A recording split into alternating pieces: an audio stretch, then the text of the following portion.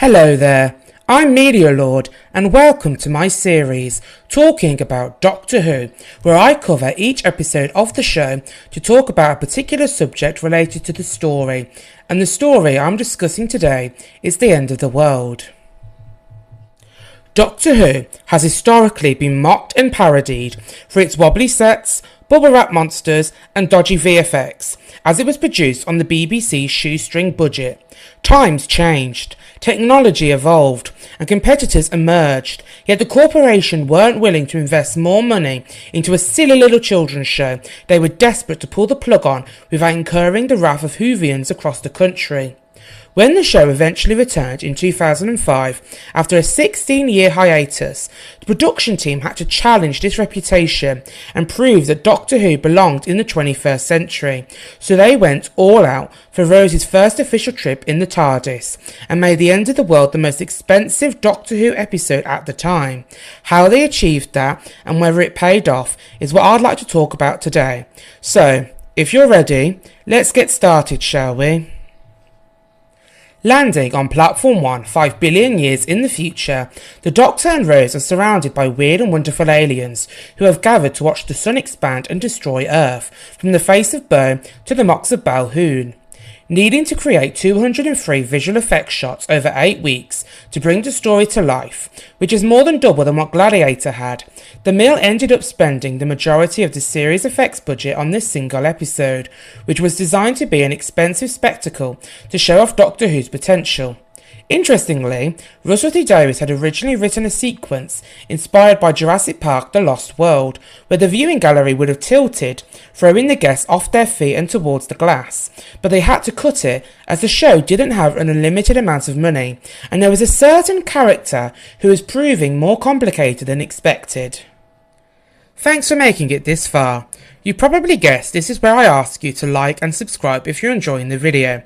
I've also got a Patreon and Ko-fi page for those of you interested in either making a donation or joining a membership to support the channel for early access, shoutouts, etc. Right, now I've got that call to action done and dusted, let's carry on with the video. A bitchy trampoline who's undergone 708 operations and is nothing more than stretched out skin on a frame.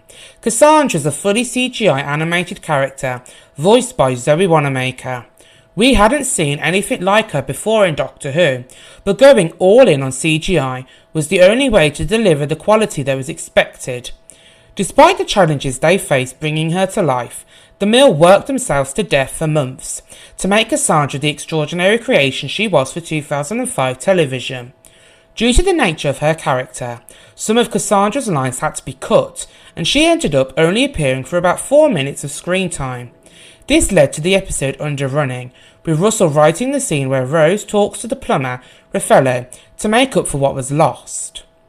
A commentary on how female celebrities subject themselves to drastic beauty treatments.